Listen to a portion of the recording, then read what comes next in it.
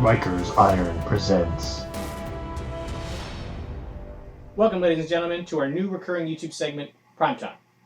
Here you'll find an in-depth, spoiler-free review of the content in Privateer Press's new magazine line, No Quarter Prime. As a big fan of the IK RPG, I look forward to their magazine releases every other month. The previous versions of the magazine had a lot of great content, but it was inconsistent, full of ads and out-of-date information regarding conventions that felt like it should have been a blog post. I mainly buy the magazine for the IK RPG content. However, new scenarios and recently the No Quarter Games releases in the book have brought me new interest beyond the Iron Kingdoms RPG, and I look forward to providing you folks at home the coverage regarding this in the coming months. So let's dive in, take a look. It's prime time, folks.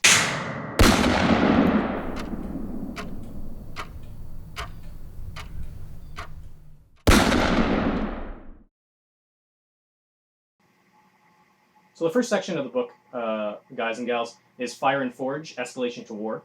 It's entirely a fluff-based section. It's a huge story.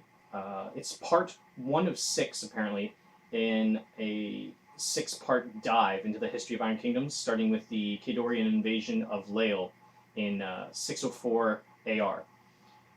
This section is a hefty 21-page spread containing background information on troop movements of the Khadorian invasion, leading into 4 different stories during the invasion. So the first story is Irisk and Prince Vladimir's assault on Ladri with the help of some covert operations from Strakov. It's a very, very cool read.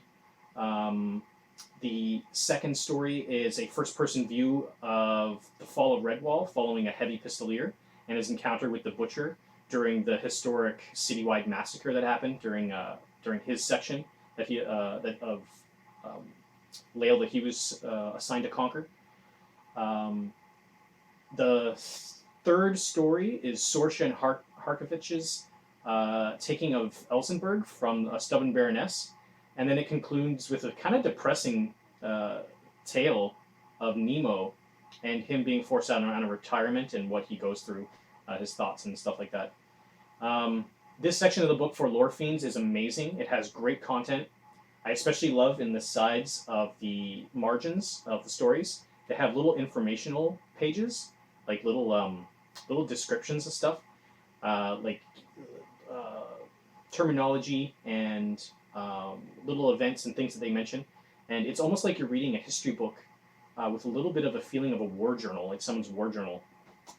One wish I had for this section, which actually happens later on in the book, I kind of wish that they had a battle scenario for each of the invasions, something that would have, let you play out in War Machine or Company of Iron some of these key moments in history, especially the first invasion. You'd think that they would have something for there. So that was a little sad and depressing for me. But as a bonus to those IK RPG fans, there's a lot of detail in here for key figures and events before the war happened.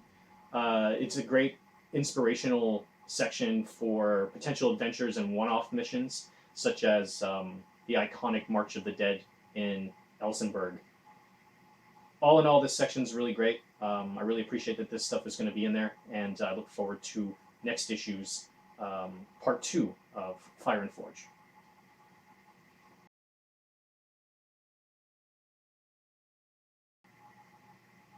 So part 2 is Company of Iron Demonhead Pass. It's a mini campaign launch for Company of Iron later this month. It kicks off with the story of Gwen Keller, squad leader of a group of Storm Knights, facing off against Agata, chieftainess of the Pharaoh Gang. Both of those guys are both of those girls actually are in the Company of Iron core box when it releases later this month. The two groups are clashing in the mountains over a civilian supply wagon, and the story leads into a 3-part carryover campaign. Each scenario is an attack and defend, and each of those scenarios contains a little mini story for like setup, special instructions on how to set up the board, terrain suggestions and what you should be putting on there, and the winning benefit, which will carry over from mission to mission. Although it remains to be seen, I don't know if something like that will be released officially in the future regarding campaign carryover. It actually says in the book it's something you can add on your own and use these as an example to build your own. So that's a little worrisome. I was kind of hoping that they'd have something with that. Maybe in No Quarter Prime in future issues they'll have something for that, but right now it doesn't seem like that question's going to be answered. My only gripe with this section is the scenarios. They're insanely complicated to set up, and they don't give you a map. Like most of the scenarios when you're playing in a league or in an event or in Steamroller, they have how to set up your board, but this one doesn't. I'm going to read you an example of this, of just how complicated it feels to try and set these up. We're going to read from Scenario 1, Run the Jewels. So the setup says, one player is the attacker, the other is the defender. After terrain is placed, but before the game begins, both players roll a die, re-rolling any ties. The player who rolled higher chooses to attack or defend. The defender begins the game with priority.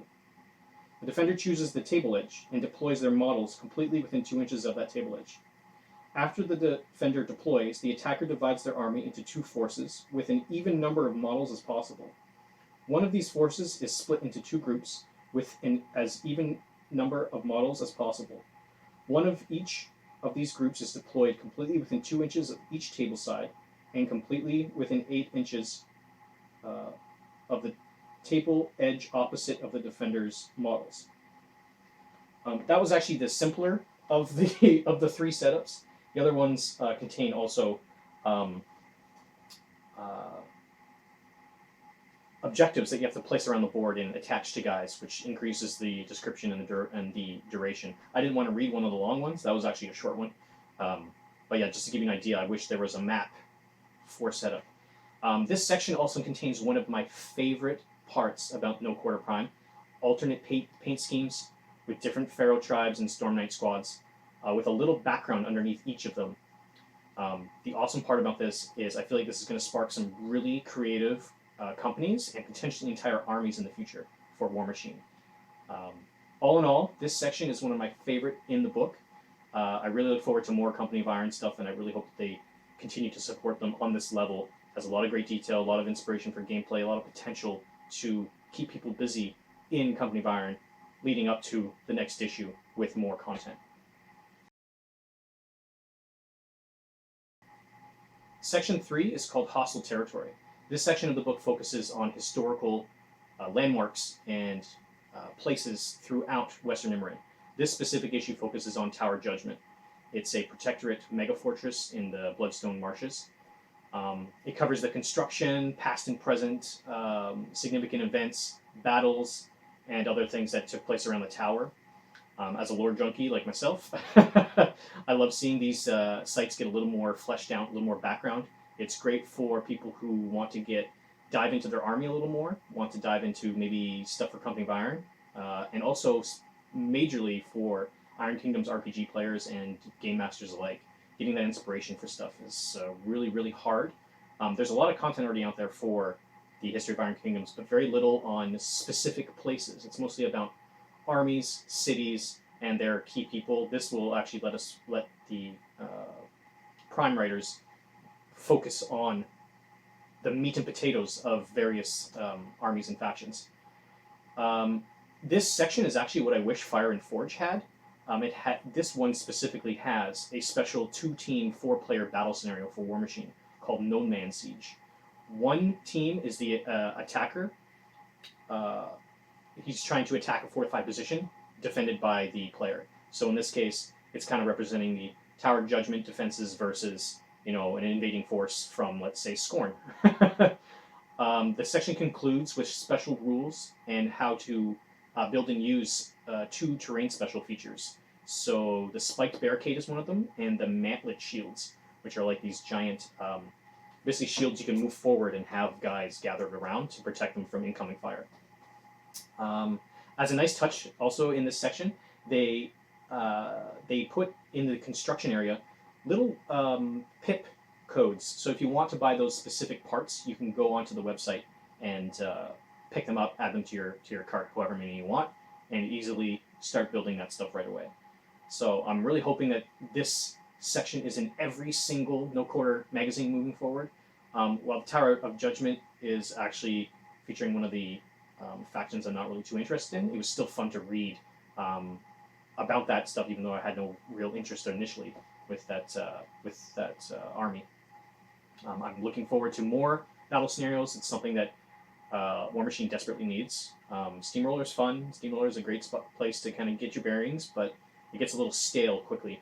So these crazy scenarios and these historic battles will, in my opinion, keep people going in the long run. And especially for me and some of my friends who have been in the game for a little while, we're kind of getting out of the whole tournament style of play. We want something a little more fluffy, and this is the answer. This is the call to action, as they say. So great stuff. I'm looking forward to more in future No Coder Primes.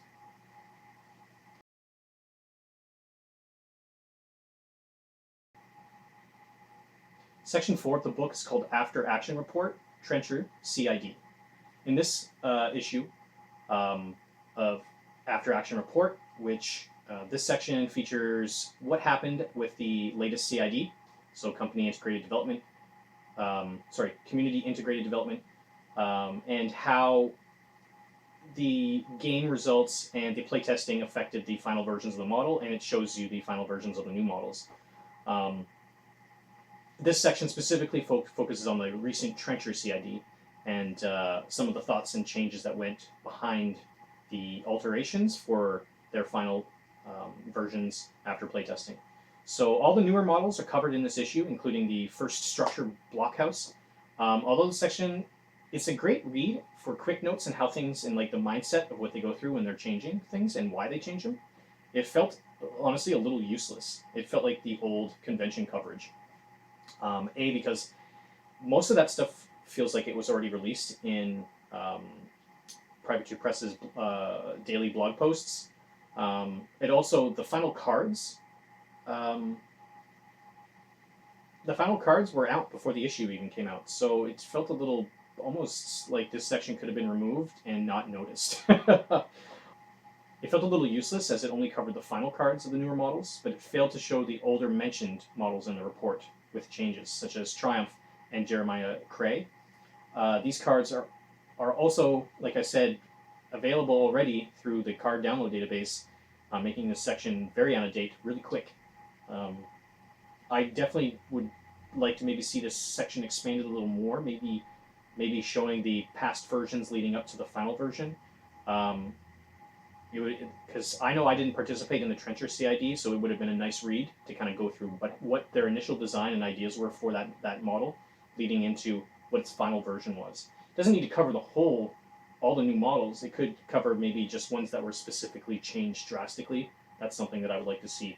Overall, I didn't really like this section too much. Like I said, it felt out of date. It felt behind. It didn't feel like I was seeing something new. It felt like I was seeing something I've already read about last month. So yeah, I hope that this gets developed and thought through a little more before adding in another after action report.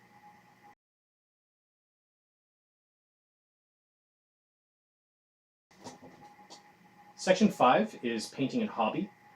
This is the section I was looking forward to for a long time, something I've really enjoyed from Privateer Press. They usually do great hobby instructionals with everything from building up and preparing your model all the way through the painting process. This one specifically, this section was featured an article called Tableside in 5. So Tableside in 5 has a great concept behind it. It seems to get players into painting their army done quick, but honestly it fails to hit its mark. This is the weakest section in the issue. It seems to target people who just don't want to paint their armies, but also beginner painters and hobbyists. And it mentions a lot of terms like glazing and base coat, highlight, wash, shade, just to name a few things. But even as a veteran painter, I found it extremely hard to follow along in the steps, even with the visual images that they did. There was no, literally it was 5 pictures with step 1, base coat this color, step 2, glaze 3 times this color, glaze this with 4, with this color, this color, this color, and this color. And there was no, steps in between that. So it felt like it was more like Tableside in, 12, but they only did it in 5 images. Hopefully this is not something Privateer Press will continue to do as their hobby articles in the past, both in this issue and the other sections. and the previous version of the magazine were top-notch and really in-depth. I'm hoping that this was a last-minute article to something that they put together, and won't be the example of future things to come, because, again, this was a very disappointing section of the magazine.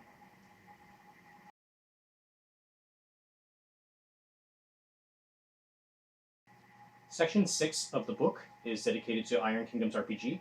This one specifically is an adventure called The Haunting of Blackwell Hall. So this section of the book, as an Iron Kingdoms RPG game master, I was most excited for, and holy crap, did it not disappoint. Okay, the content provided in this section of the issue appears to be part 1 of an expansion of the Full Metal Fantasy setting. I'm following a new team of supernatural investigators to the Strange Light Workshop. Basically, this is kind of like Ghostbusters meets Supernatural in a steampunk setting, and it's their attempt to stop an escaped malevolent spirit haunting the workshop's headquarters, Blackwell Hall. The adventure of the book is fully laid out for game masters. It has NPCs, it has reactions to the characters depending on their actions and what they're doing at the time. Has new equipment, has new haunting style enemies for this adventure and ones you could use in other adventures. The biggest thing in this section that it brings to the table is obviously besides a great story, it has 3 new rule sets, which expands the current games to a whole new level. Like something that is very exciting and something that will give game masters a tool to alter the way that they present campaigns and ways to change the way players will actually interact with them. So no adventure will end up being the same, even if you are running the same adventure, which is amazing. So the first new rule set is called Reputation. So these points players build up over time in the adventure for doing good things related to their work, with specifically Strange Light Workshop and the cases that they're interacting with. So like if they take on a haunting case or an investigation case or whatever it is, they'll build up these reputation points.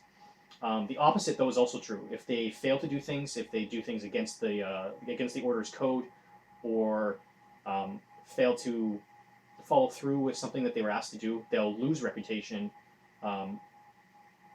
and it'll fluctuate. And those points the players can spend to help with social roles within the workshop, or their allies to get information, extra equipment, convince someone to do something. All these little things that you can. The sky's the limit pretty much on your imagination if you're a game master or even a player. The cool part of the system is also you can adapt it to your current adventures. So establishing mercenary charter rules, gang laws, and whatever else kind of thing that you can work it into, you could create a reputation system specific to your setting, which is awesome. Like I've already started to write down stuff for my adventures, which take place mostly pirate related. So you can imagine that. The thing that I like about this a lot is it helps players who are not usually social role players. They're usually combat oriented. You get a chance to work a social aspect into it and force them, not necessarily force them, but encourage them to dabble a little bit more, because I feel like that side of role playing is left to the wayside often. The social interaction with other gangs and laws in the city and all that stuff. So I think this is going to change the game a lot for game masters, which also ties in to the second new rule set that they've added in. So this thing is called Dread Points. So it's the second system that the GMs get to.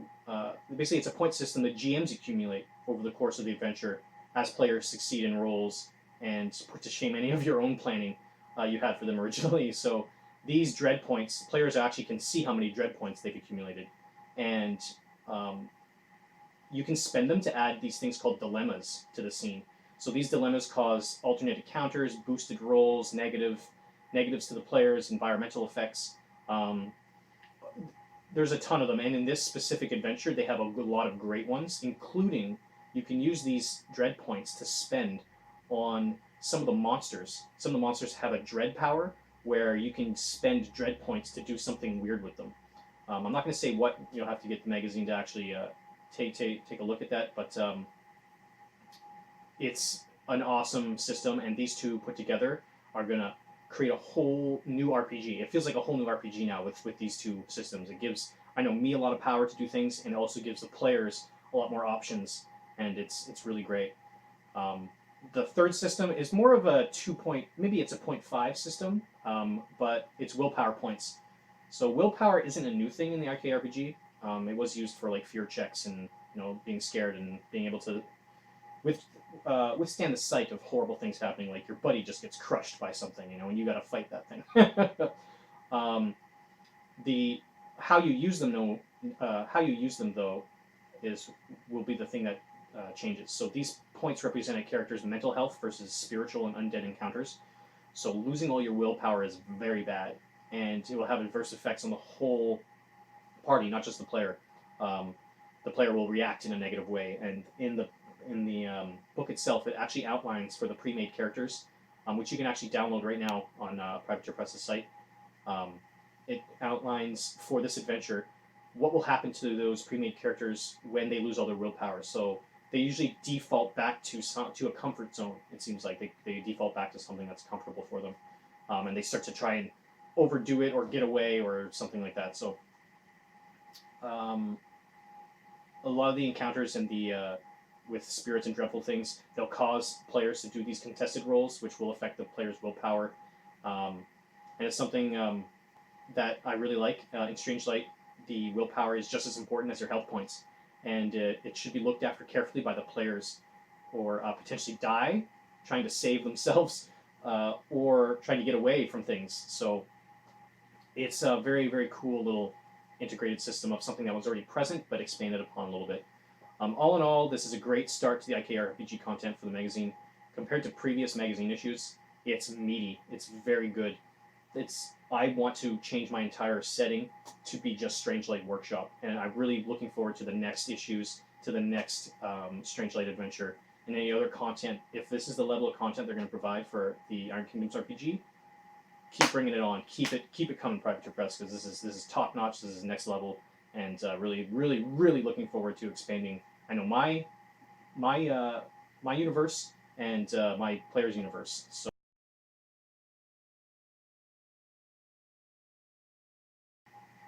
The final section of the book is called Theme Force. In this specific Theme Force section, in issue 1, it's Forces of Cygnar, the Trencher Corps. So the Theme Force, Forces of Cygnar, the Trencher Corps, this one is an encyclopedia of information. It's full of background, history, concept art, painting tips, army compositions, scenarios, and even Company of Iron related content specific to the Trencher Corps of Cygnar. This section takes up a third of the issue, and it blew me away on every level. It's absolutely perfect. The details given on how trenchers started as penal, officially as penal soldiers, their standard issue equipment, what life is like for them on the front, it made me want to enlist and join the ranks of heroes in the mud of Western Immorin. Like, it was perfect.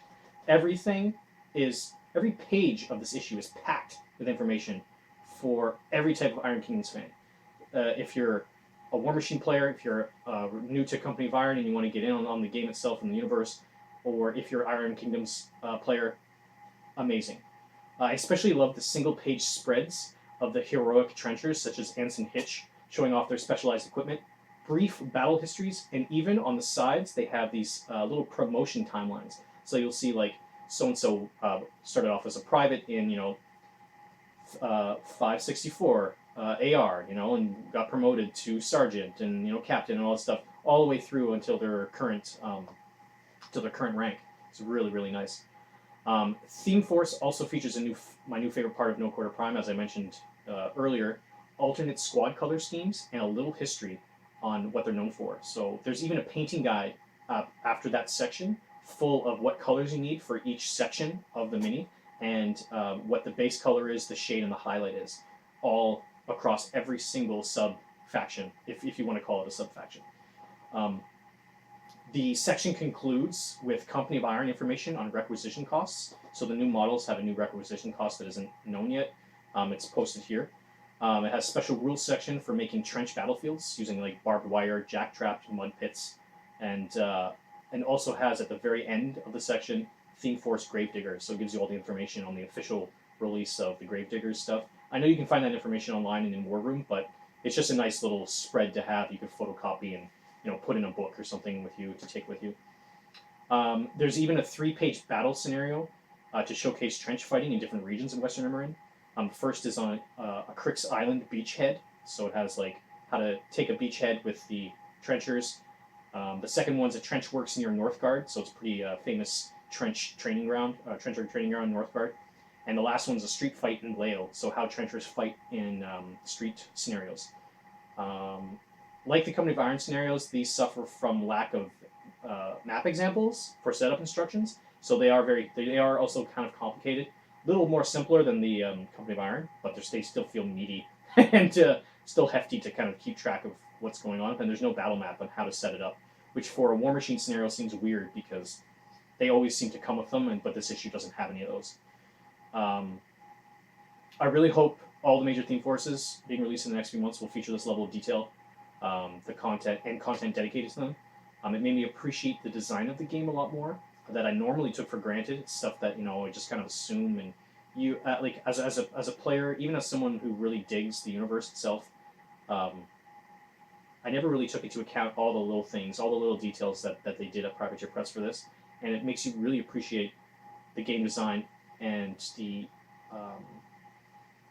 level of detail they also put into the minis to follow that narrative, that story. I know myself, I can safely say I'm looking forward to facing this trencher force with my Winter Guard in the future, secretly loving them as I shoot them down with my army in their muddy pits. But I love this section. This if you're going to buy the magazine, even if you are not a Cygnar player, I'm not a Cygnar player, I'm a Khador player. I loved that section of the book. It was absolutely perfect. I really hope that they continues to bring this level of detail and information of the world into the magazine and to the players and the fans. So great stuff.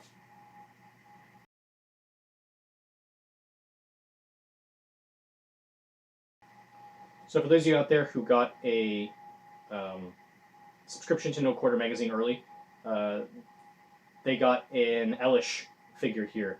He's a great miniature. He's got almost no mold lines on him. He's really clean. He's one piece. He's highly detailed. I'm actually super impressed that they did a single model like this in this plastic. It's like a plastic resin. It feels really hard. It's nice, and it's really detailed. And I really don't understand why they can't give this level of detail and content in other kits and other releases. In any case, this is a great miniature. If you can find it on eBay, or if it gets released later on, I definitely highly recommend this miniature. I'll probably be painting it live on our Twitch page at twitch.tv/RikersIron. And we're also going to be giving away a No Quarter issue featuring this guy. I got a second copy of it from Privateer Press. Thank you for that. And we'll be giving that away on our live stream sometime in the month of October. So you're going to have to come out, check us out on Twitch to get a chance to win the Elish model plus the first issue of No Quarter Prime.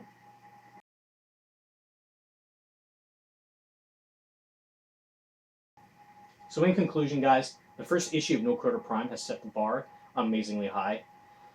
It has some really meaty sections featuring a lot of background on the history and lore of Iron Kingdoms, with some extremely detailed IKRPG content and theme force coverage, which is great. It's something that I know myself I've been looking forward to and wanting more of. That said, the issue does suffer from a lack of good, strong hobby instructional content, which I hope to see more in the future, because this is something that I feel like will bring players more into the game and let you do something beyond just miniature painting and miniature building.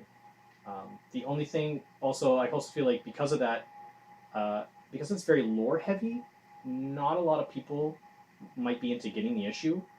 If that continues onward, it might deter some folks. It's not going to deter me.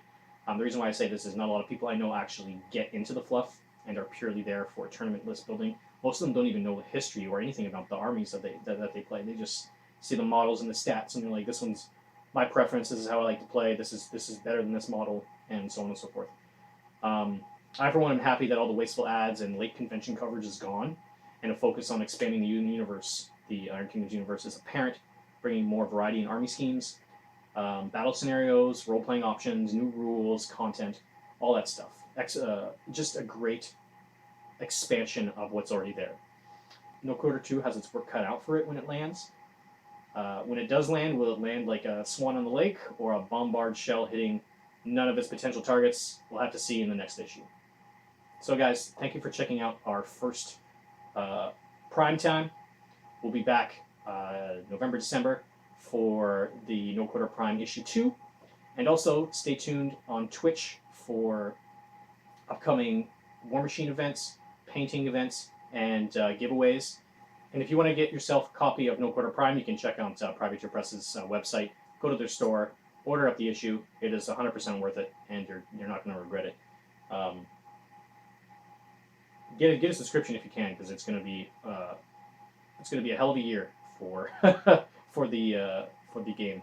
So thanks again, guys, for watching, and we'll catch you next time on Prime Time.